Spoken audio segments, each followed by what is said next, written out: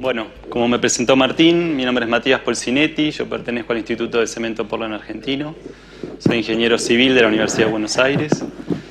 Quiero agradecer a la Asociación de Túneles por esta invitación a dar esta presentación y vamos a tratar este tema que ustedes ven en pantalla, que está relacionado con aspectos de producción y logísticos en túneles, especialmente tratando de hacer foco en aquello que tiene que ver con la tecnología del hormigón y en particular en obras a gran altura. La primera pregunta es, bueno, ¿cuáles son las condiciones de trabajo? Digamos, ¿cuál es el punto de partida? El punto de partida tiene condiciones que probablemente muchos de ustedes las conozcan, dentro del túnel, temperaturas moderadas, relativamente constantes, dependiendo de las condiciones podemos tener mayores temperaturas, eventualmente cuando se trabaja a mayor profundidad, condiciones de alta humedad. En algunos casos tenemos circulaciones de corriente realmente significativas. Y por otra parte, desde el punto de vista de la tecnología del hormigón, podemos tener ataques sobre la durabilidad de estos hormigones. Desde el punto de vista del túnel en su sector exterior, podemos tener características bastante diferentes de lo que tiene que ver, por ejemplo, con las temperaturas de operación y de trabajo. Y esto generalmente vinculado también con la estacionalidad y lo que tiene que ver con condiciones de humedad diferentes, ¿no? Esto evidentemente nos puede generar diferencias en términos de gradientes y dificultades en la operación. Ahora, cuando todo esto se agrupa en túneles de alta altura, digamos, podemos agregar otros condicionantes a nuestro trabajo. Condicionantes que tienen que ver con la accesibilidad, con el sitio de emplazamiento. Imaginemos un futuro túnel de agua negra, trabajando a alturas del orden de 3.500, 4.000 metros, y en esas circunstancias una disponibilidad de oxígeno del orden del 70% de la que tenemos a nivel de superficie, con una presión que esté más bajo que un tercio de la que manejamos nosotros hoy en este nivel, con mermas en las operaciones de los equipos y productividad. Piensen que el aire hay menor disponibilidad, está menos presión, las bombas sufren, los combustibles son más viscosos, las baterías funcionan a menor potencia y esto exige de alguna manera un ajuste preliminar, un ajuste en obra de todos estos sistemas y todo lo que tiene que ver con la tecnología del hormigón. Luego tendremos condiciones que son propias de la obra, cuáles son las prestaciones requeridas, resistencia, permeabilidad, durabilidad, cohesión, adherencia y aquello que tiene que ver también con los tiempos de transporte. Si estamos en condiciones rigurosas podemos trabajar con tiempos de transporte significativos que nos impliquen la necesidad de adecuar desde la tecnología del hormigón esas necesidades a la mejor solución que tengamos. Todo esto dentro de un marco donde tenemos que cumplir un parámetro de costo, una calidad de proyecto, un alcance del proyecto y un tiempo.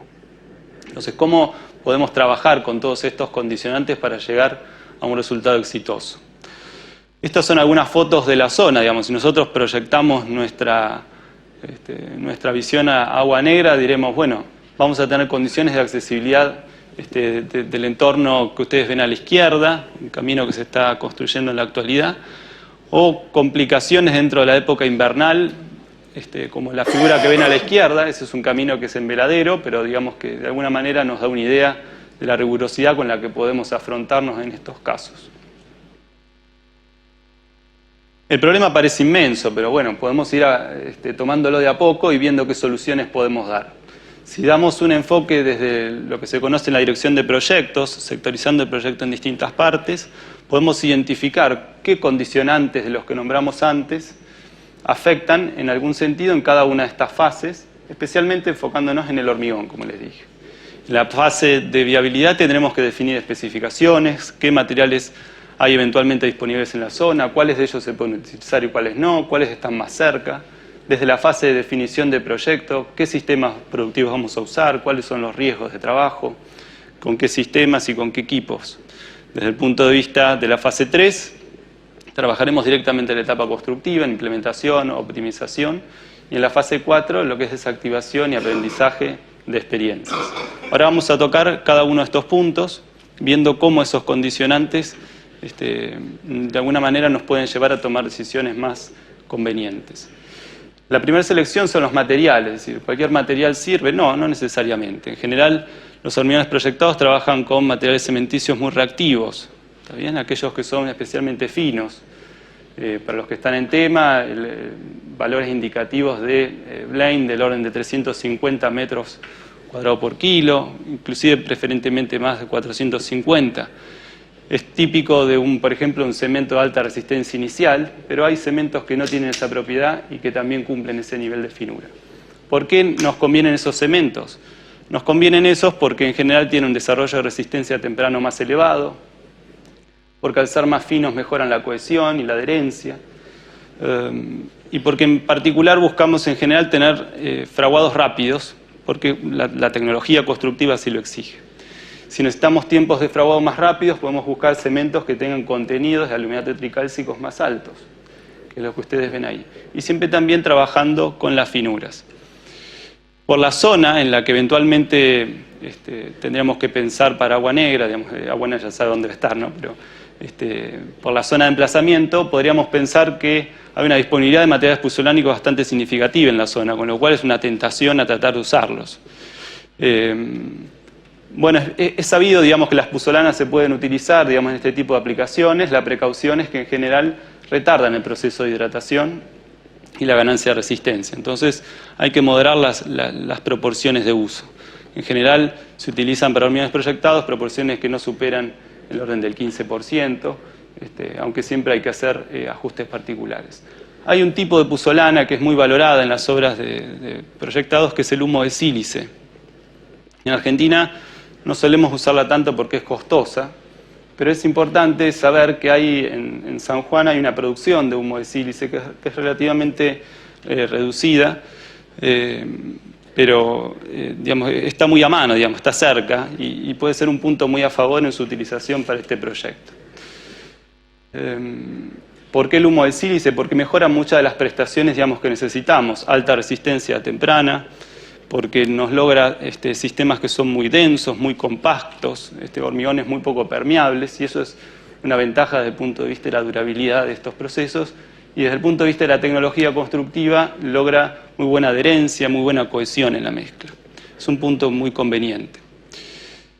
Lógicamente, dependiendo de qué agregado seleccionemos, podemos tener colisiones con el cemento que usemos. Esas son correcciones que hay que hacer en el momento.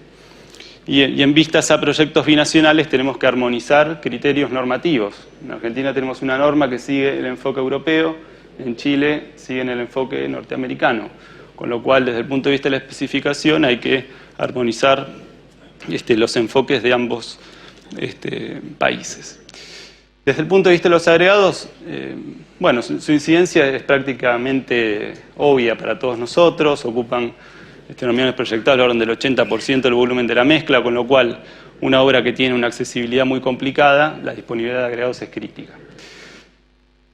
En los últimos años ha habido bastante impulso de, bueno, esto ya se ha nombrado, ¿no?, en distintas presentaciones, de la utilización del material de excavación como agregado. Es un punto que potencialmente significa algo muy relevante para tener en cuenta.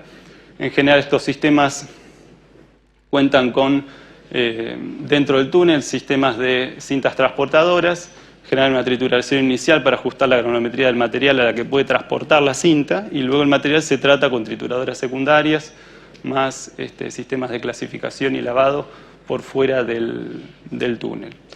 Dependiendo de la accesibilidad y las dimensiones del túnel, podemos trabajar con otro tipo de vehículos para poder transportar el material. En otros casos, cuando el material no se puede utilizar porque no tiene características adecuadas para ser usado en túnel, se puede recuperar, utilizar en rellenos y en algunos casos inclusive estabilizado. Estas son algunas fotos de instalaciones de estas características. Imagino que hay una foto que es en Argentina y otra que no es en Argentina. Bueno, la de la izquierda no es en Argentina. La de la derecha es una foto digamos, de una planta que tritura agregados reciclados en Argentina. Lo nombro porque es un aspecto relativamente interesante para tener en cuenta desde el punto de vista de cómo se gestionan aquellos hormigones que se descartan en obra y las posibilidades que tenemos técnicas con experiencias locales reales de hormigones que incorporan estos tipos de agregados que resultan de reciclar hormigones endurecidos. ¿Está bien? En Argentina hay al menos 3 de estas plantas y se pueden implementar con cierta facilidad, con lo cual, desde el punto de vista de la visión de la obra, en su sentido de sostenibilidad y de recuperar los materiales, un aspecto muy interesante. Y si seguimos reforzando este concepto, podemos ver sistemas para recuperar parte de esos hormigones y las aguas de lavado. Las aguas en los túneles, a través de sistemas de tratamiento, podemos reutilizarlas para elaborar nuevos hormigones. Así como tenemos también sistemas como este que ven aquí, que en la industria del hormigón elaborado se llaman reclaimers, que son sistemas que lo que nos permiten es recibir un hormigón que fue rechazado en obra, que puede ser de alguna manera limpiado, pero decir, o lavado con un flujo de agua en este tambor rotatorio que ustedes ven aquí. El hormigón se recibe desde aquí. A través de acá se recibe una alimentación de agua y este sistema lo que permite es separar los agregados que pueden ser reutilizados para nuevas mezclas o eliminar lo que sería el contenido de agua que se puede reutilizar para nuevos hormigones. Cuando comenzamos a desandar el camino de diseñar y pensar la obra, alguien podría pensar si lo mejor es un dry mix o un wet mix. Bueno, hay un factor clave dentro de esa selección que es el volumen de trabajo. Cuando el volumen de trabajo es muy alto, la tecnología de wet mix se paga prácticamente sola. Eso tiene que ver con que los equipos son algo más costosos, pero sus productividades son mucho más altas, del orden de 20 a 30 metros cúbicos hora en el caso de wet mix. Y hay factores que condicionan de alguna manera la selección desde el punto de vista de la localización. Aquí tienen un breve detalle que tiene que ver con la disponibilidad de canteras. Si usamos dry mix, necesitamos trasladar mezclas preelaboradas cuando la accesibilidad es muy complicada y estamos muy lejos del sitio de elaboración de la mezcla hasta la obra. El costo de flete y logístico es muy alto. Entonces, la disponibilidad de agregados cerca es un factor clave desde el punto de vista económico. La programación de las tareas, el ritmo y la productividad de obra que es necesario. Consideraciones climatológicas, si podemos acceder y asegurar la provisión o no de los materiales. La operatividad en el sector de trabajo y la instalación de la planta dosificadora a pie de obra, que ahora nos explayaremos con un poco más de detalle. En este sentido, la tendencia actual de trabajo en este tipo de túneles es la utilización de tecnología wet mix. Muchas de las razones ya las he comentado, que tienen que ver con la productividad, pero fundamentalmente por estos que ustedes ven aquí, porque se logran mejores estándares de cohesión, trabajabilidad, menor rebote, rendimientos y productividades del orden de 20 a 30 metros cúbicos hora en valores nominales, pero realmente verificados. Menor cantidad de generación de polvo, lo cual es una ventaja desde el punto de vista de la higiene y seguridad de las personas que trabajan en túnel. Mayor uniformidad en las mezclas. Y por otra parte, mayor seguridad operativa. En Argentina no tenemos mucha experiencia en lo que tiene que ver con la aplicación robotizada. En realidad, para este tipo de proyectos es el objetivo ideal. Hay al menos 3 equipos en Argentina que trabajan con esa tecnología que están en manos de empresas mineras. Se han adquirido otros equipos, empresas constructoras para la construcción de subtes, pero finalmente no los usaron. Es una oportunidad muy interesante trabajar con esta tecnología porque evidentemente va a garantizar, por muchas de las condiciones que vamos a ver ahora, un mayor éxito y un objetivo mejor acabado. El bombeo generalmente se realiza con equipos con sistemas arrastre. Eso nos permite lograr distancias de bombeo un poco más elevadas, de hasta 100 metros. Cuando los sistemas son con impulsión neumática trabajamos con menos distancias. Y el transporte lo podemos hacer con vehículos motormigoneros tradicionales o vehículos de perfil bajo, dependiendo de cuál sea la condición de trabajo en el túnel. La operación con vehículos con sistemas robotizados, digamos, tiene un eje central sobre una serie de puntos que son los que permiten fortalecer esa elección, que tiene que ver con un menor costo del personal, con una mayor calidad asegurada en la producción, una mayor productividad, digamos. Necesitamos de alguna manera asegurar la capacitación del personal, pero en general eso está asegurado de alguna manera con aquellos proveedores de equipos que utilizamos y un poco de los antecedentes que hemos ya comentado, ¿no?, en Argentina. Hay beneficios que están vinculados con la alta productividad, con el aseguramiento de condiciones y con la posibilidad de trabajar en condiciones más rigurosas. Estos equipos trabajan con doble alimentación o con la posibilidad de alimentarse tanto en su motor con alimentación de un combustible, digamos, líquido tradicional, o pueden alimentarse también con la línea eléctrica que está instalada dentro del túnel. El aire comprimido puede estar provisto por el equipo, puede ser un equipo autónomo, puede ser la misma línea del túnel también. Desde el punto de vista de las medidas especiales, cuando trabajamos con robots, podemos darle mejores condiciones a la persona que está trabajando en el sitio, a diferencia de las proyecciones con métodos manuales donde se requieren, digamos, trabajadores con cierta robustez y capacidad para poder manipular los elementos. Y luego, en lo que tiene que ver con los equipos de transporte, ya lo hemos referido según el perfil de los espacios que estén disponibles. ¿Qué es lo que ocurre cuando tenemos condiciones de trabajo en el exterior muy rigurosas desde el punto de vista de las bajas temperaturas? Bueno, ahí surgen una serie de condicionantes en torno a cómo producimos el hormigón. Desde el punto de vista del acceso y la disponibilidad de los materiales, para asegurar que los materiales estén disponibles en la obra, en los tiempos y los ritmos que son necesarios. En todo momento tenemos que evitar el congelamiento de los agregados y ahora vamos a ver cuáles estrategias hay en ese sentido. Y estas estrategias se complementan con alternativas que tienen que ver con estrategias para mantenimiento de los caminos, con el uso de sistemas meteorológicos, para poder proyectar las condiciones de operación y tareas de mantenimiento y comunicaciones. ¿Cómo evitamos que nuestra provisión de agregados a la planta sufra los efectos de las bajas temperaturas? Todo depende de la temperatura a la que trabajemos. Cuando estamos cerca del cero, digamos, es común que no se necesite calentar los agregados. En esos casos, en general, trabajamos únicamente con agua calentada. En general, el agua no debe exceder los 60 grados de temperatura. Y en esas condiciones podemos manejarlo simplemente con protecciones sobre las pilas de los agregados, tratando de evitar que se congelen. O en algunos casos, simplemente lo que hacemos es generar grandes pilas.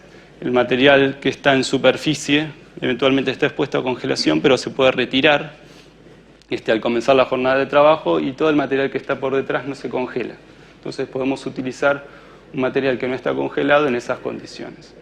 Ahora, cuando las condiciones de temperatura son más rigurosas, estamos más lejos de esos registros, en el orden de -10, -15, -20, las estrategias a implementar son diferentes.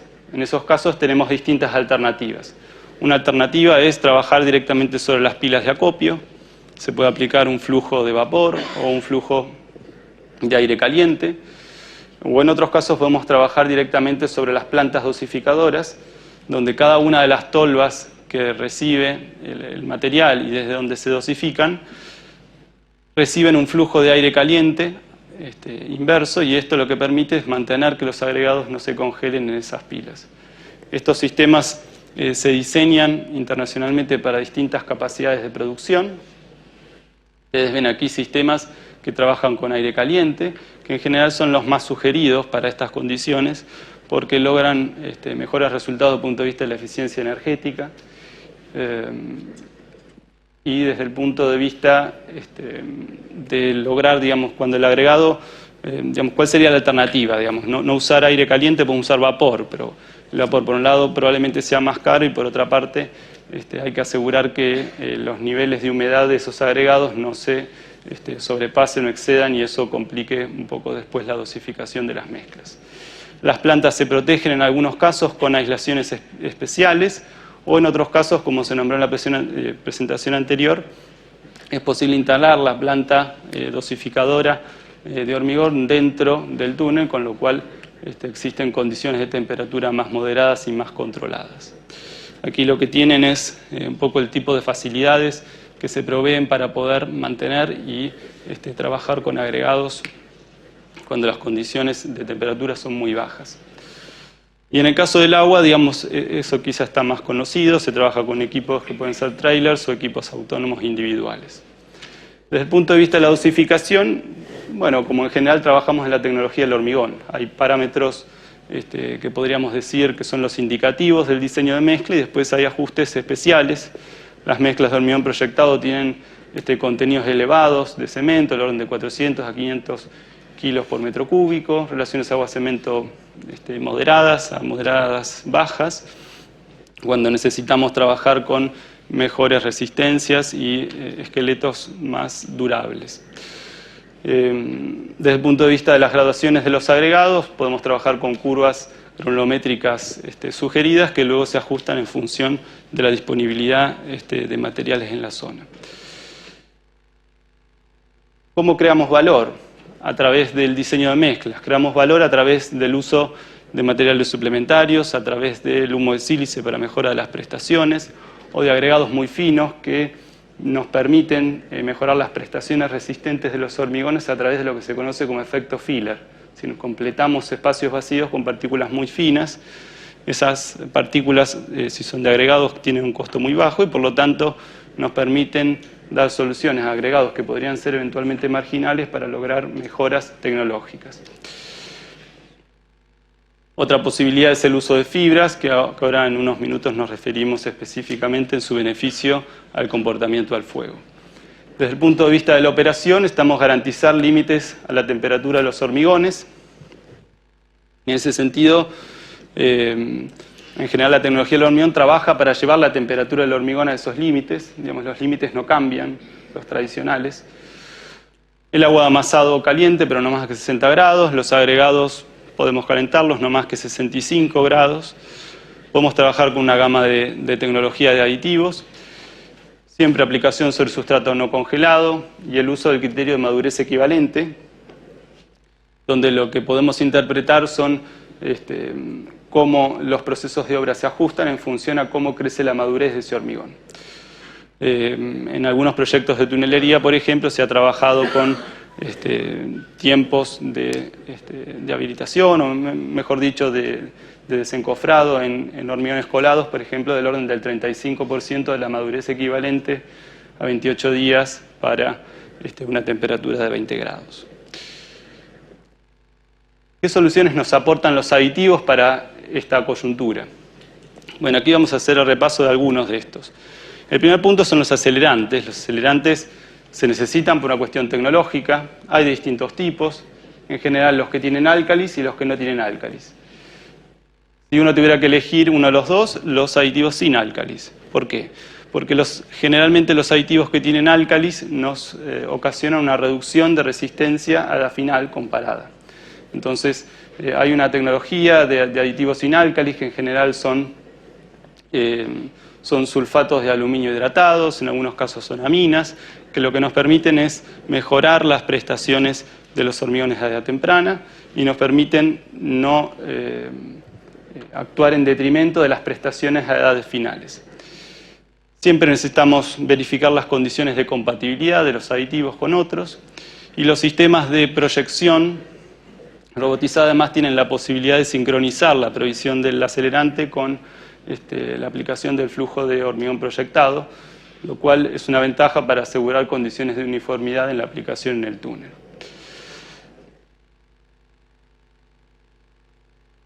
¿Qué pasa cuando trabajamos con muy baja temperatura? Hay una gama de aditivos que se conocen como los aditivos anticongelantes. Son generalmente aditivos que son de base química, son tioxianatos o algunos son nitratos de calcio clorados, que tienen la particularidad de producir dos efectos. Por un lado, tienen un efecto clásico del acelerante que hemos nombrado recién. Y eso lo logran a través de acelerar el proceso de hidratación del cemento. Y el segundo punto es que logran bajar el punto de fusión de la fase líquida dentro del hormigón. Entonces, de esa manera nosotros podemos trabajar con temperaturas de exposición del orden, por ejemplo, menos 20 grados, sin tener perjuicios sobre el desarrollo de resistencias. Hay muchas experiencias comprobadas en este sentido. Estos aditivos, en general, si uno los usa en dosis muy bajas, tienen un efecto simplemente acelerante, pero cuando las dosis crecen, se transforman en los que podríamos decir como aditivos anticongelantes. Producen el segundo de los efectos que les comenté. Las dosis van del orden de 0,5 al 5% aproximadamente. ¿Qué pasa cuando la distancia del transporte es muy prolongada? Necesitamos trabajar con aditivos que nos permitan transportar ese hormigón hasta el punto de colocación sin perder trabajabilidad. Una alternativa serían los reductores de agua. Lo que pasa es que los reductores de agua, muchos de ellos, especialmente los de mayor poder reductor, pierden efecto un tiempo después que se han adicionado, del orden de 45 minutos, una hora, un poco más, dependiendo de la tecnología del aditivo. Hay una posibilidad de utilizar estos aditivos que se conocen como estabilizadores de hidratación. Son aditivos que están disponibles en Argentina y que se utilizan con cierta frecuencia, que son básicamente ácidos carboxílicos, algunos son a base de fósforos, y son algunos a base de sales también, que lo que nos permiten es lograr extensiones en el tiempo de trabajabilidad muy significativas, del orden de ir desde las 3 horas hasta inclusive las 72 horas. En la tecnología general, estos aditivos se utilizan, por ejemplo, para reciclar hormigones que han sido despachados y que necesitan ser direccionados a otro proyecto, entonces uno puede utilizar el aditivo de alguna manera para redireccionar ese hormigón a otro sitio. En estas condiciones son muy ventajosos porque tienen una particularidad. Si probablemente yo les preguntara a ustedes qué aditivo usan para extender el tiempo de fraguado, ustedes me dirían, bueno, pongo un retardador. El problema es que si pongo un retardador, después no puedo poner un acelerante. Estos aditivos tienen la ventaja de que después sí uno puede adicionar un acelerante, por ejemplo, para el hormigón proyectado. Y que en general tienen respuesta lineal, más dosis, más efecto. Que eso no necesariamente pasa en otros aditivos, donde más dosis puede ser perjudicial. ¿Qué pasa con el comportamiento al fuego? Bueno, hay una preocupación especial en todas las obras de tunelería por el comportamiento al fuego de los hormigones. En general es un tema que está estudiado en la tecnología del hormigón, pero que no hay una biblioteca excesivamente extensa en este tema. Lo que se sabe es que hay una concurrencia de dos fenómenos. Por un lado hay un incremento de temperatura, que lo que genera es un cambio de volumen, y por otra parte lo que tenemos es un efecto de incremento de presión de vapor. ¿Qué vapor? El que se forma por el contenido de humedad que está en el hormigón. Ese contenido de humedad y ese vapor queda retenido dentro de la estructura de poros de ese hormigón, y en la medida que ese vapor no se puede liberar, lo que genera son tensiones que tienden a generar reventones, o lo que se conoce en inglés como spalling. ¿Cómo trabajamos de la tecnología del hormigón para poder resolverlo? Aquí lo que tienen son dos gráficos de una investigación del NIST, donde lo que ustedes van a poder ver es, en la figura de la izquierda, tienen una evaluación de cuál es la presión de poros de vapor a distintas profundidades, midiéndolas desde la superficie de aplicación del fuego. En la línea roja lo que observan es a 25 milímetros de la cara expuesta, y la línea negra a 50 milímetros de esa cara expuesta. Y donde de alguna manera lo que nos permite asegurar es que para una misma mezcla existe un gradiente en términos de presiones, y lógicamente la cara que es expuesta tiene un nivel de presión mayor. Eso es casi de alguna manera trivial para todos nosotros. Ahora, ¿qué pasa cuando este mismo fenómeno lo evaluamos sobre distintas mezclas? Aquí lo que tienen son 5 mezclas de hormigón distintas. Tienen 2 de estas que sean denominadas como de normal strength concrete, o sea, un hormigón de resistencia tradicional, y otras 3 que son hormigones de alta resistencia. Fíjense que en algunos casos tenemos inclusión de fibras y en otros casos no. En particular estas fibras son fibras de polipropileno. Y tenemos condiciones diferentes, que en algunos casos los hormigones están curados con un método húmedo y en otros casos están simplemente curados al aire. Fíjense qué es lo que ocurre con diferentes mezclas a nivel de la presión de vapor en esta estructura de poros, que de alguna manera es lo que nos da el riesgo a la formación de spalling. Fíjense, la que mayor presión de vapor presenta es una mezcla de alta resistencia que no tiene fibras, que es en este punto donde se produce la explosión como tal como lo indica acá. Ahora, cuando trabajamos con la misma mezcla, pero con inclusión de fibras, lo que logramos es una reducción de la presión. ¿Y eso por qué es? Eso es porque este sistema lo que tiene son fibras de polipropileno con un coeficiente de expansión muy diferente al que tiene el hormigón. Entonces, en la condición de temperatura se genera un cierto relajamiento y permite que a través de fisuras la estructura se relaje a nivel de presiones de vapor. Ahora, ¿qué ocurre cuando trabajamos con la misma mezcla, pero, con mezclas de menor resistencia? Fíjense que en estos casos las presiones de vapor son mucho menores. ¿Y eso qué es? ¿Por qué parece contradictorio? Digo, tengo una mejor mezcla y en realidad el comportamiento es peor. Eso es porque estas mezclas, al ser de menor resistencia, probablemente son mezclas de relaciones agua-cemento más bajas, con lo tanto esos sistemas tienen mayor porosidad. Esa mayor porosidad contribuye a aliviar el sistema y a permitir que esas presiones de vapor sean menores.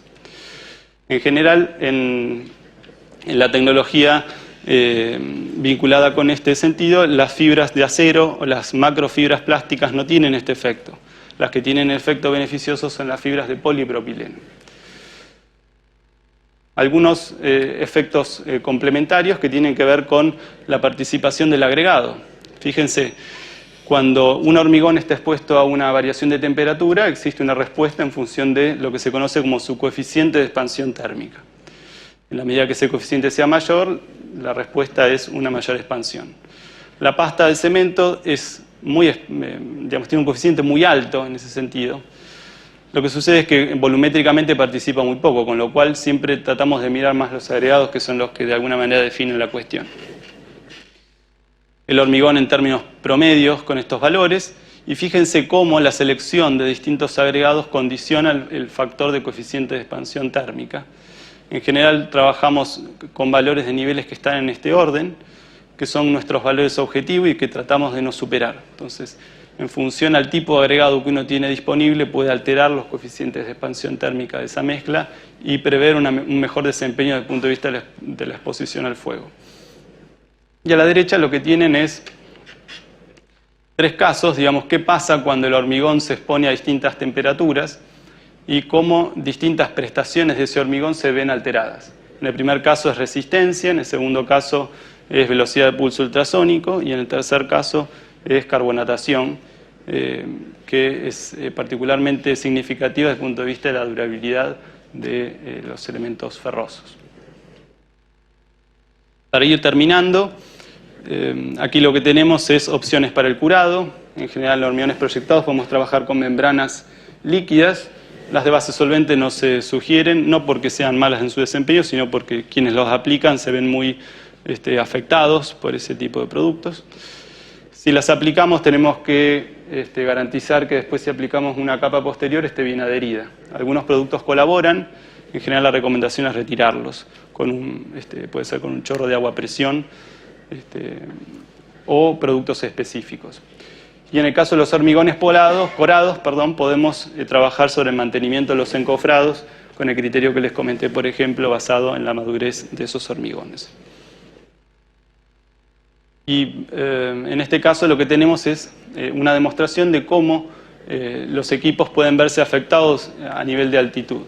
La figura que ven debajo es la figura de un catálogo comercial de una marca muy conocida de equipos, para todo tipo de equipos, digamos, de manipulación de materiales y demás, donde lo que se observa es que para sus distintos modelos, trabajando a distintas altitudes, hay rendimientos de los equipos diferentes. En general los equipos están diseñados para trabajar a 1500, 2000 metros sobre el nivel del mar. Pero lo que tienen es la posibilidad de ajustar su potencia de trabajo en función a las mermas de rendimiento. Entonces, eso lo que nos permite es garantizar que la vida útil de los equipos no se vea afectada cuando trabajan a mucha altitud. Para terminar, un poco de resumen, las oportunidades que tenemos para crear valor a través del diseño de las mezclas, a través de la selección de materiales que estén disponibles en la obra, a través de combinarlos adecuadamente, de pruebas preliminares que nos permitan ajustar y llegar lo mejor posible parados a las condiciones de obra. Oportunidades desde nuestro país para poder desarrollar soluciones novedosas, de implementar mejoras tecnológicas, por ejemplo, con sistemas robotizados para proyección, basadas en estas condiciones de trabajo que no son tan usuales en nuestros proyectos. Y desde el punto de vista del estudio anticipado de los materiales, tomar rédito de experiencias internacionales y luego poder contribuir con nuestras experiencias al desarrollo de otros proyectos de ingeniería a nivel internacional. Bueno, hasta aquí es la presentación. Allí tienen mis datos de contacto. Desde el instituto queremos ofrecerle toda la asistencia que ustedes necesiten en cualquiera de sus proyectos, tanto de tunelería como de otros trabajos. Y desde luego que van a ser muy bienvenidas. Bueno, gracias.